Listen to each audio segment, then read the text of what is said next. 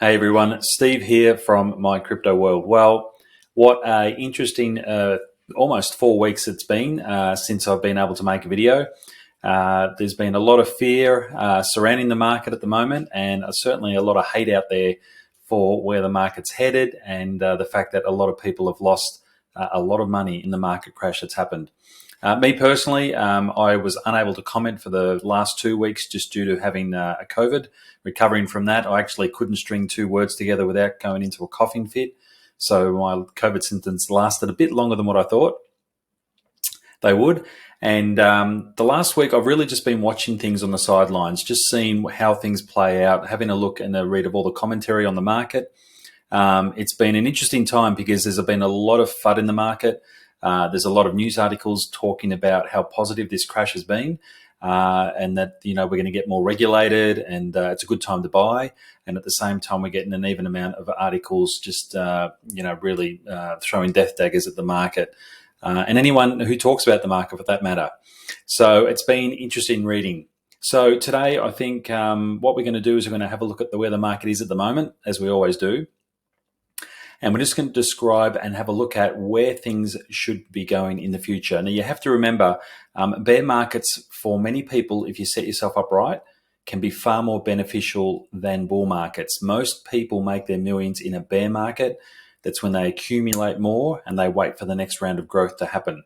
So we're going to have a look at that as well right after this.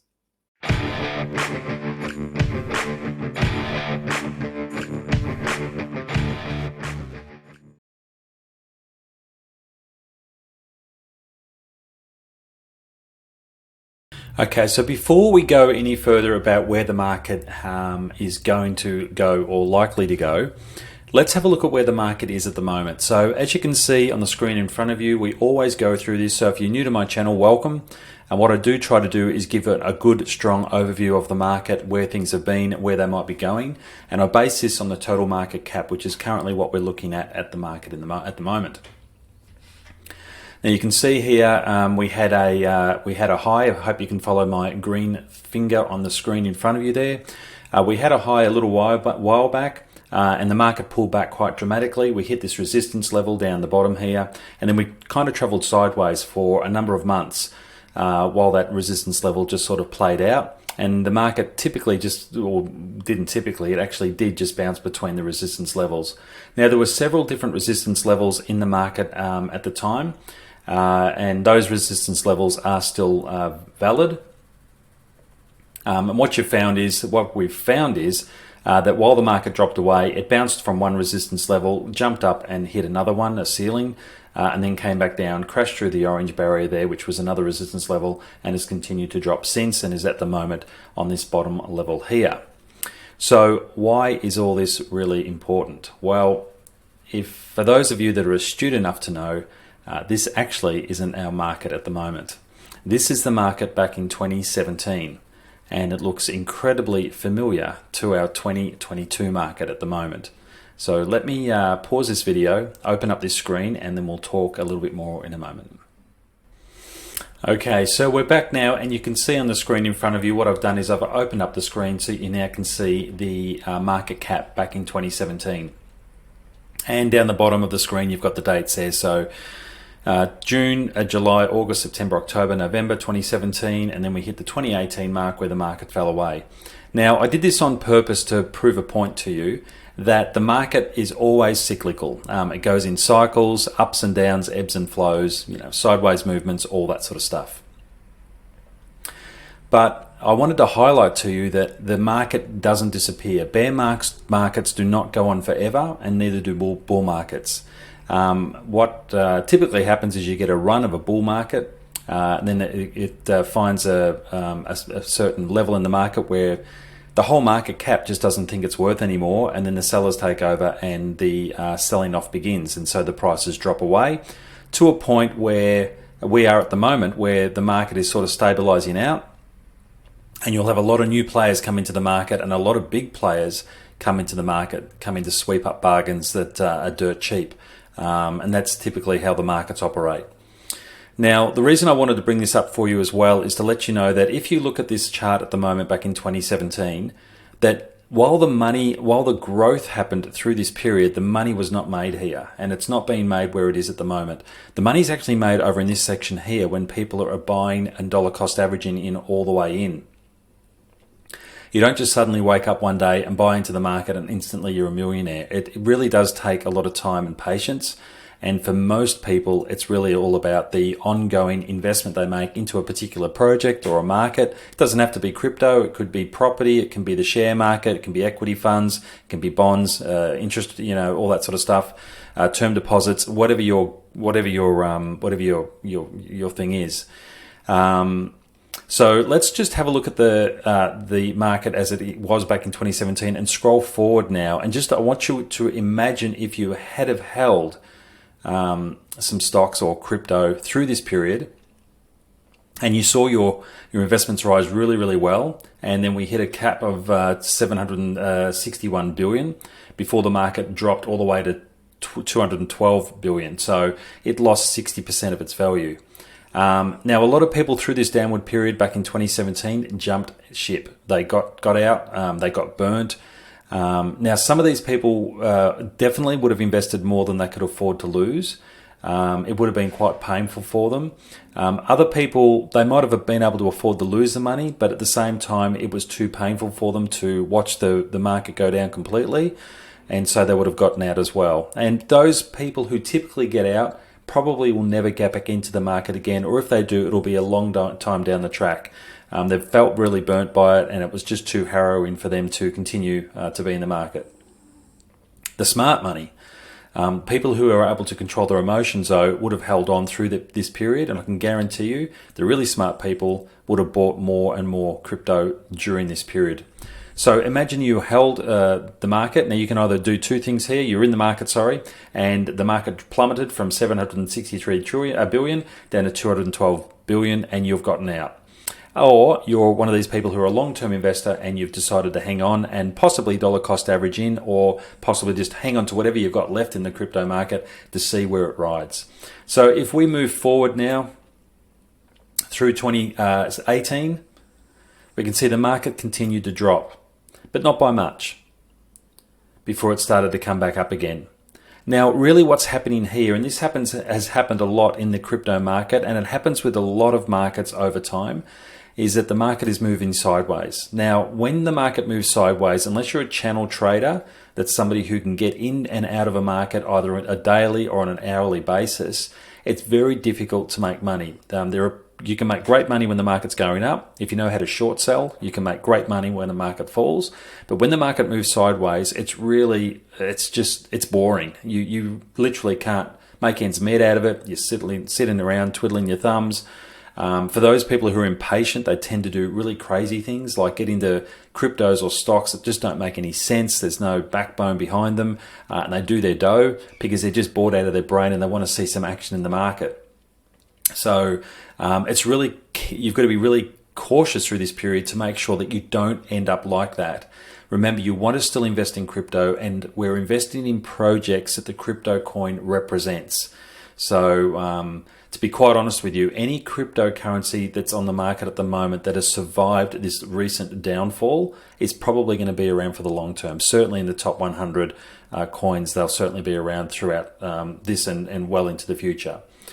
So just keep that in mind. So as the market moves sideways, you either got out of the market or you decided to dollar cost average in. I'm just going to squash this up again so we can get more data on the screen here. In fact, I don't know if I can make myself smaller. There I am. There we go. Let me just move that up. And you can see how much the market grew after the 2017 collapse. Now, if you had have sold there, what would you be thinking around about here? So that's around about the start of 2021. The market has gone from where you got out, possibly around the $212 billion mark, and it's now at 1.36 trillion. So you can see that hanging on through a downward trend and a downward period is vitally important if you want long-term wealth generation. And as the market continued to go up, while the drop in the market back in 2017 wasn't insignificant, It certainly is large for that period of time. You can see how small it is relative to the market cap at the moment. It's not a blip, it's bigger than a blip in the ocean, but it's less significant. And this is where we really are in the market at the moment. Now, I can't predict, and I certainly try not to predict on this channel, where the market is going to go. It could fall lower than what it is now. It could drop from 1.5 trillion all the way down to 700 billion or $500 billion. That's very possible. Who knows? And if that does happen, you've got to make choices to determine what you're going to do with that. You're either going to buy in more, or you're just going to hang on to what you've got and just hope that it comes back. The truth is, it will come back. There's no way known. In history, there's never been a bear market that's lasted forever, and there's never been a bull market that's lasted forever. It's all about being patient. It's all about making sure that you're try to be as unemotionally attached to the market as you possibly can. Now, if we just expand this up a bit, and we'll talk about the market where things are at the moment. Now, my last video post was probably close to 3 or 4 weeks ago, as I mentioned at the start of this video. And back then, if we go back that far, the market was around about here at the end of the last cycle. I haven't updated this for the recent cycles at the moment. I just want to talk about where things are at when we last spoke. So the market had broken through the $1.86 trillion mark, which is the purple resistance line in front of you. And I had said to you at the time that it's possible it'll come back and retest the $1.75 trillion mark. And that if it broke below that, then it's highly likely it'll drop to either 1.48 or down to 1.13 trillion. And that's what's actually happened. Our purple resistance line here, you can see here, way back in, where are we here? I'm trying to find the date here. 9th of January 21. That became a ceiling or a resistance level for our crypto market at that point in time. The market went sideways for a little while and then burst through it. It then found that resistance line later on, back in May 21, again in June 21, and then again in July 21 before it again the market took off. We're now back at that position now. So I would say that the fact that the market has bounced off this strong resistance level so many times in the past, my unfinancial advice belief is that we've probably seen the bottom. Now, there's a lot of people in the market at the moment, if you read the articles, you're in the Twitterverse, that say that the market's nowhere near over, the market fall is nowhere near over, and it will still continue to decline. That is also very possible. So it just comes down to a matter of how many people in the market believe it's over and how many people in the market believe it's not. For those who believe it's not over, they've got two choices. They'll either get out, which could create another selling frenzy, or they're going to be hanging on to see where the market goes, or they're going to be dollar cost averaging in, which I've spoken about before, which is the smartest move.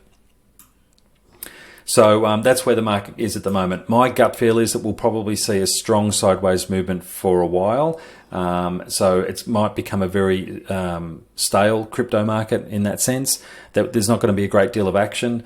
In saying that though, it does channel trade from time to time, and it does drop and bounce back up from time to time as well. Again, without knowing what's going to happen or predicting where the market's going to fall or rise to, it's very, very hard to tell. Now, these three resistance lines down the bottom here, the 400 billion, the 330 billion, and the 212 billion, they were our resistance line all the way back in 2017, where we were just at a little while ago.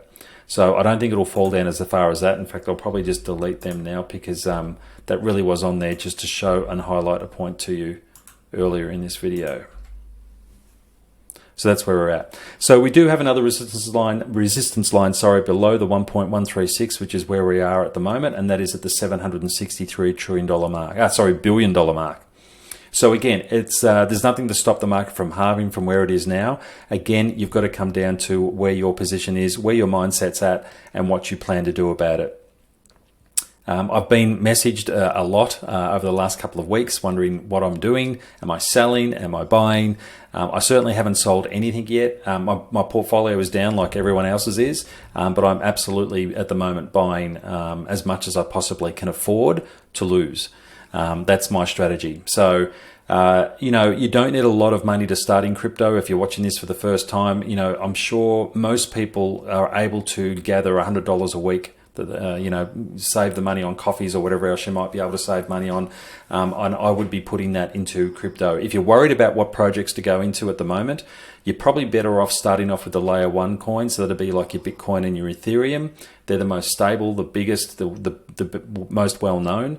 And then outside of that, you'll need to do your research or have a look at some videos on this channel of previous posts I've done for what alternative coins there are out there in the marketplace. But even $100 a week. Now, the last crypto sideways movement lasted around about 2 years. So if you can imagine, if you put it $100 a week over the next 2 years before the next bull run, if it does take that long, and I'm not saying it's not going to, it might go a lot faster than that. We just don't know. You can imagine what that might do to your portfolio. And this is what I was saying earlier. Millionaires are made not when the bull market has commenced. Millionaires are made well before that has even happened, because they've dollar cost average and they're just constantly reinvesting. Every time they've got to spare $50, $100, $1,000, if they can afford to lose it, they're popping it into crypto. Now, they might be diversifying their portfolio. They might be buying a little bit of Bitcoin, a little bit of Ethereum, a little bit of Theta, a little bit of Cardano. It doesn't really matter. But they're investing into projects that they believe are going to be stable and are still going to be around for the long term. And remember, that's probably the most important key factor when you're investing in crypto. Don't invest in the coin. Forget the name of the coin and everything else. You want to know what the project it's doing, the coin represents. What does that project back? And what it's going to do and how it's going to change the landscape of the you know, the internet and things like that, the metaverse. All that sort of stuff is really important to know. Now, so I don't know where the market's going to go. I'm not going to make a prediction. I do feel though that it's for me, I feel like the heat has come out of the market. There's a lot of buying frenzy going on at the moment. There are some big whales coming into the market and buying up cheaply or cheaper crypto stocks for their portfolios. And I think as time goes on, we're going to see the market go from where it is now to a very strong $10 trillion mark over the next couple of years. I think one thing you've got to remember is that bear markets actually give you time to readjust. They do give you time to do your research, to invest in projects that will potentially provide a bigger upside in the near future. Now, before we finish up today's video, let's go to a couple of news stories that have broken over the last few days, and I just want to touch base with you and leave you with maybe some positive news about where the market is headed. Let me just blow myself up there. There we go. Okay, so first of all, here's how the crypto market will look in 5 years from now, according to macro guru Raoul Pal. Now, former Goldman Sachs executive expects the world of blockchain technology to both mature and tackle new horizons, regardless of whether there's an extended bear market. Now, reading into this article, I'm going to just read parts of it. If you want to read the article, I'll drop it in the description below. You can click on the link and read it yourself. But one thing that bear markets do provide the companies that are behind the crypto coin that we buy is it gives them an opportunity to re-establish and reevaluate their own businesses. So there's no doubt in my mind that companies like Cardano are now taking time out to have a look at the market and to see what they can do better, to strengthen and to limit the amount of errors they might make in their projects. The same with Theta, the same with Bitcoin Cash, the same with Digibyte. It doesn't really matter what the project is. If it's being led well, if the project's being led well and the CEO has got his head screwed on, this is the time they'd look to reinvest in themselves as a company and possibly even reinvent themselves in some way, shape or form. So it goes on to say that in an interview with BitBoy Crypto YouTube channel, Pal says that over the next few years, Web3 is going to dominate the internet and governments are likely to launch their own cryptocurrencies in the form of a central bank digital currencies. It also goes on to say that on the radar is the influx of venture capital investments, VCs, into the crypto space. He says that bear markets are when people should focus on creating, and he predicts new products developing as well as solving existing concerns such as crypto wallet security, which obviously has been a big one. We've all heard the terrible horror stories of crypto wallets being hacked.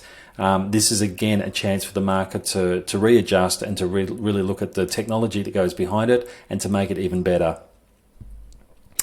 We know there's a whole raft of new investment management products that's happening, but the big thing that just happened was the $32 billion last year that went into VC. You see it written on Twitter. It's what you do in bear markets is build. This is when you start building businesses. So that's very, very positive news from a guy who absolutely doesn't mix his words.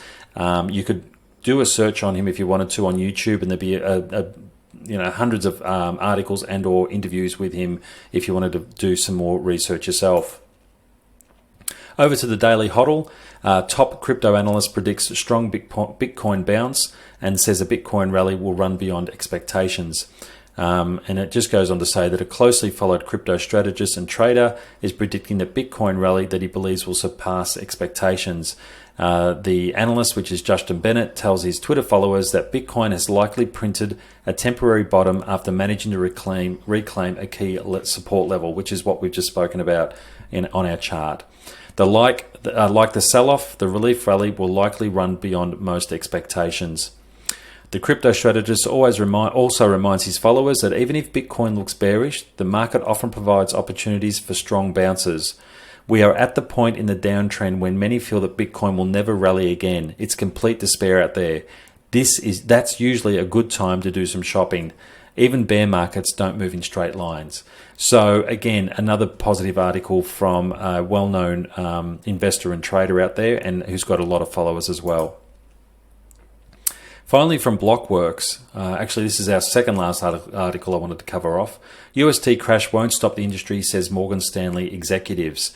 I don't think we're going to miss a beat here. It goes on to say, Amy Oldenburg, head of emerging markets equity at Morgan Stanley Investment Management, said in a response to the question about how the situation might impact digital asset adoption. Arithmetic stablecoins are especially complex, and UST's crash likely influenced institutional players to take a closer look at the technology behind the tokens. Jessica Raybeck, head of institutional relationship management at BlockFi, said, there will certainly be an increased scrutiny around the stablecoin industry. Oldenburg added, but innovators will see this as an opportunity. Appropriate regulation is going to help projects advance and onboard more users. Now, we've spoken about this before in my other articles, other YouTube posts, where there's a lot of people out there pushing that the crypto space should not be regulated. I don't believe in that. I think that does need some regulation. Otherwise, it's going to continue to be the Wild West, and you're going to have these projects that'll be a flash in the pan. These new coins will come out. They'll promise they're going to deliver everything and change the world. Everyone will invest in them. The company will collapse. The owners of the coin walk away with all the money, and they say, sorry, that didn't work out. We need a little bit of regulation in this space to make sure we get some stability from it. The more we get regulation, and I'm not saying we need total regulation and total dominance by bigger players, but just having some regulation in place will actually also help larger whales or larger institutions like your self-managed super funds and your big banks want to invest heavily into this space. So it's a positive thing. And finally, Swiss asset manager Julius Baer eyes crypto and DeFi potential. Now, this is a really interesting article. And I'll tell you why. The 132-year-old Swiss asset management firm, Julius Baer, I think I'm pronouncing that right, intends to offer exposure to cryptocurrencies and decentralized finance for its high net worth clients. The firm's CEO, Philip Rickenbacker, confirmed the move into cryptocurrency space during the delivery of his company's strategy update for the next 3 years. Philip, if I've butchered your name there, I do apologize. I won't try and say it again. I'll just say Philip noted that the recent slump in the cryptocurrency markets presented a watershed moment for its clients to gain exposure to the asset class. Now, what he goes on the quote here is interesting. It says, it could well be at this very instant that we are witnessing a bubble burst moment of the crypto industry, and we all know what happened after the dot-com bubble burst 30 years ago. It paved the way for the emergence of a new sector that indeed has transformed our lives. So that was a dot-com boom, Amazon, Yahoo, Google, all that sort of stuff happened back then. And there was a big bubble. There was a lot of FUD in the market. There was a lot of companies saying, I've got a .com address, I've got a website, and all of a sudden they were listed on the exchanges and they were going for hundreds of dollars and they had no asset behind them. They had no working project. Some of them, some of them didn't even have a business plan in place. They just announced that they were on the NASDAQ or something, or one of the exchanges, and all of a sudden they were able to list and get hundreds of dollars for their shares with no backing at all. So again, similar to what I was saying before, it's kind of like the Wild West out there in some instances. We need some regulation to help stem that from happening too often. He goes on to say that they will transform the financial sector over the next 10 years, and it's important for us to gain a strong foothold in this area. That's why it's exactly the right moment to invest in the long-term potential of digital asset technology. The firm will begin to offer advice and research on the cryptocurrency space to its clients while providing access to the space by integrating cryptocurrencies into its wealth management offerings. Julius also intends to partner with cryptocurrency service providers and entrepreneurs in the intersection between fiat and crypto while ensuring regulatory compliance for its clients. So again, somebody with a long-term view can actually understand how important crypto is now. It's an asset class that's not going to disappear. There are too many big players in the market now. We've heard of banks wanting to launch their own cryptocurrencies or enable people to trade cryptocurrencies on their own exchanges. Certainly in Australia, that has been put on hold at the moment with the CBA. Just not saying they're not going ahead with it forever. They're just putting it on ice at the moment because the market's a little bit rocky, which is totally understandable. Remember, a bank's job is to manage risk first and foremost. They don't want to be losing millions of dollars for their clients or for themselves. So that's really important. So that's pretty much the end of the video. Now, what I'm going to do in my next video, which I'll try and post in the next few days, I'm just going to give you a couple of strategies of what you can do in a bear market, things you can look to strategize with. They won't be for everyone's cup of tea, but it might give you an insight into what I do. And until then, so maybe Wednesday or Thursday this week, I'll launch that in a couple of days. I hope your mental well-being is okay through this market collapse. I know a lot of people have really done themselves, possibly because they've invested too much or too quickly, and they really couldn't afford to lose what the market has done. All I can say to you is that my heart goes out for you if you're one of those people. But again, I reiterate that bear markets do not go on forever. The market will eventually turn at some point. Until I see you next time, take care of yourselves and each other. Cheers.